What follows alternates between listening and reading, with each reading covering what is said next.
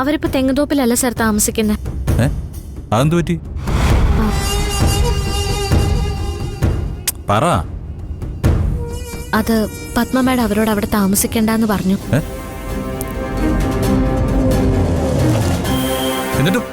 എന്നിട്ട് എന്തേ ഈ കാര്യം താൻ എന്നോട് പറയാതിരുന്നേ? സർ, ഇതിന്റെ പേരിൽ ഒരു പ്രശ്നം ഉണ്ടാക്കരുത്. അച്ഛനോട് തെങ്ങുതോപ്പ് നോക്കണ്ടെന്ന് പറഞ്ഞ് പത്മ മാഡം അത് കാർത്തികേയനെ ഏൽപ്പിച്ചു. നന്ദിനി, ഇത്രയും വലിയൊരു കാര്യം നടന്നിട്ട് എന്തിന് ഈ കാര്യം എന്നോട് മറച്ചു വെച്ചു? ഞാനിപ്പോ തന്നെ അച്ഛനെ വിളിക്കാൻ പോവാ. അത് യതീന്ദ്രൻ സാറിനും അറിയാം. യതീന്ദ്രൻ സാർ തന്നെ അവർക്ക് വേറൊരു വീടെടുത്ത് കൊടുത്തിട്ടുണ്ട്.